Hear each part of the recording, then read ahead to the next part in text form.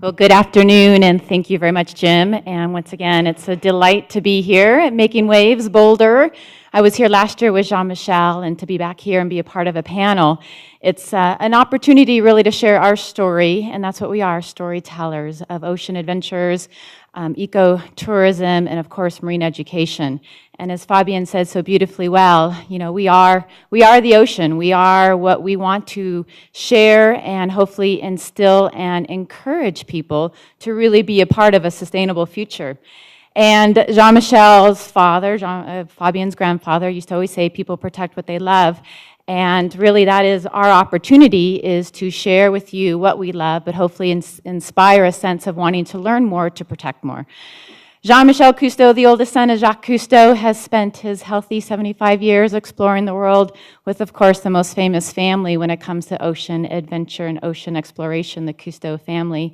Jean-Michel is a film producer, as an educator, and most importantly, as a storyteller, has brought his vast knowledge of the ocean realm and brought that back into our own comforts of our living room, and really through an emotional connection has inspired us to be a part of this greatest ocean exploration of the Cousteaus. And working with Fabienne, his sister Celine, and of course full-time with Jean-Michel, we have been on expedition and production around the world, and through our television productions, it's a great way to spread our message, our mission, to a much larger audience. And in all the programs that we do, education, ecotourism, film production, the story is simple, the story is the same. We live on a water planet. And as we know, it's these underwater ecosystems that are literally cities under the sea.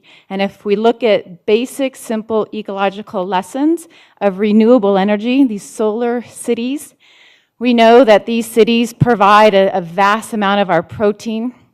We also know that these underwater cities, these beautiful places of the kelp forests and coral reefs, are a deep sense of inspiration. And we know that it's the ocean that sustains all life on this planet. And when we look at these underwater communities, and we really do look at them as cities, there's some very basic lessons that we need to do a better job in practicing in our own lifestyle, in our own communities. And when we look at just the basic acquisition of energy, the fact that there is no waste in nature, dignify biodiversity, and the importance that everything is connected, we know with this close look-up view that we are indeed emotionally connected, interconnected through the web of life to the health of the ocean. So with that, on production, traveling around the world, we spend a great time trying to share in a very simple, entertaining way of the importance of some of the state of the ocean that's impacting the ocean today. And it does start at home, it does start in our community, and as we learned this morning, it's even places as far away from the ocean as in Colorado that we are all connected to the ocean.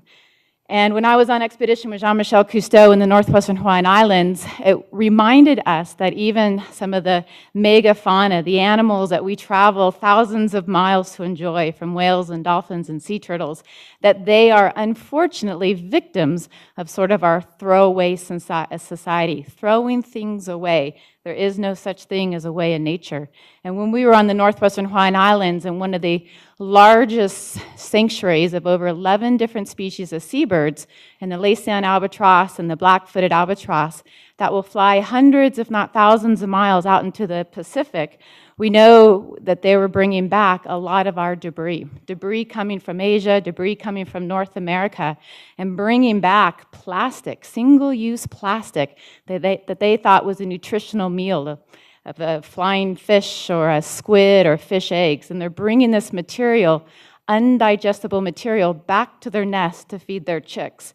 And after, for me, to pull out some of the single-use plastic, it was a direct impact on me emotionally. And now I proudly always take my reusable water bottle, and I really try to eliminate single-use plastic, and that's just one simple thing one person could do. This was just from one albatross.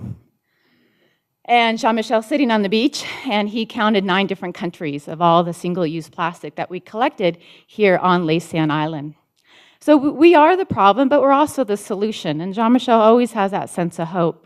When we were filming killer whales in Norway in the Arctic, we also were reminded that our lifestyle here in North America, of course, has a direct impact. Our waste of energy is changing the climate, changing the ocean chemistry. And as we know of these underwater cities, the coral reefs, I was in Fiji during one of our larger coral bleaching episodes. We know that that is a direct impact coming from thousands of miles away of our waste of energy. So when we try to make those connections, we try to really bring some specific examples, such as overfishing and how we could actually be a part of the solution and only ordering and only consuming sustainably harvested seafood. We're making a direct positive change to convince chefs, to convince stores, convince restaurants to only provide then sustainably harvested seafood. We know, as Fabia mentioned, that 90% of the pelagic species are gone. Just since Fabian's grandfather co-invented scuba in 1943. So in less than 50 years, we have overfished 90% of the sharks and the billfish, and we know that a lot of the megafauna that's been impacted. So these are just some of the statistics that we should be reminded of, but once again, many, many great success stories. And as we traveled around the world, we know there's certain species, such as the Humboldt squid, that ecologically are telling us the change that's happening in the ocean.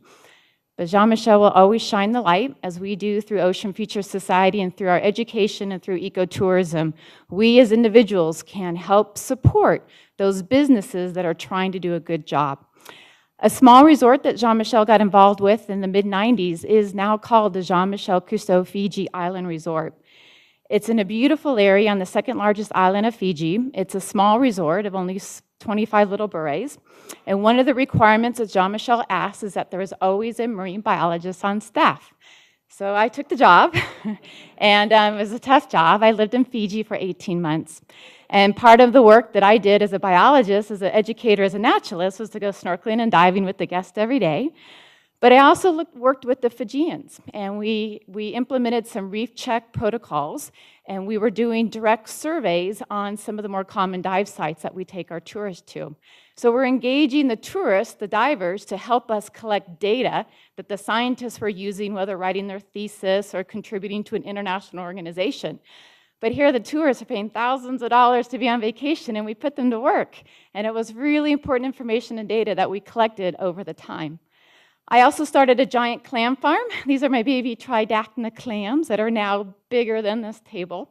So we were restoring some of the different individual threatened animals as well as the ecosystems, such as the mangroves. The mangroves, years before Jean-Michel was involved in this resort, were all cut down. Now we know ecologically the mangroves are such a critical habitat between the land and the sea. So once again, we take our guests, including my son, and we go to a very healthy mangrove area about 5 miles away. We collect a lot of the seeds and we bring them back, and we're restoring the mangroves in front of the Jean-Michel Cousteau Resort. So these are just a small example, and it's so fun to be here all together this weekend to learn all these great lessons from nature and really to be inspired, because it is that intimate connection. It's that emotional connection to see wildlife up close, to have this opportunity to dive underwater, and to celebrate many of the successful conservation stories of the comeback of the great whales, such as the humpback whale, and the largest animal ever, the blue whale, in which one of the largest, healthiest populations of blue whales are right off where I'm from in Santa Barbara, California. So with that, we know nature takes really good care of us. We need to return that favor. So right in your own home, in your own community, in your professional life, there are ways that we could improve our lifestyle to improve the environment and, most importantly, protect the ocean. And this is a wonderful quote. This was with Fabienne on expedition in the Amazon, and we worked with a local village in restoring some of the river turtles. And I think this just is a reminder that indeed we did not inherit the earth from our grandparents, but we are borrowing it from the future generations. And with that, Jean-Michel believes change happens one heartbeat at a time. And so with that, it all starts on we protect what we love what we understand, and we understand what we've been taught. So thanks to Vicki and to her wonderful staff of volunteers and bringing us all together, feeling inspired, hopefully going home with some specific things we're going to do differently in our lifestyle to really make a connection, as we are all connected to this water planet And my most important job is of a mother. And I take every opportunity to get my son wet and under protected areas, of course, in Crystal Springs, where the manatees are so well protected, but yet the manatees will come and seek out you. And with that, the future is in our hands, and we have many wonderful opportunities to explore, to learn, to engage, and protect. So with that, I want to just close with a short little video, and I'm going to take you on expedition, and come discover with me as ecotourists, as adventurers. Let's go diving in Papua New Guinea. I'm going to take you down to 106 feet. It took me 3 dives, but helped me find a pygmy seahorse to feel inspired about what we still need to discover about our blue planet.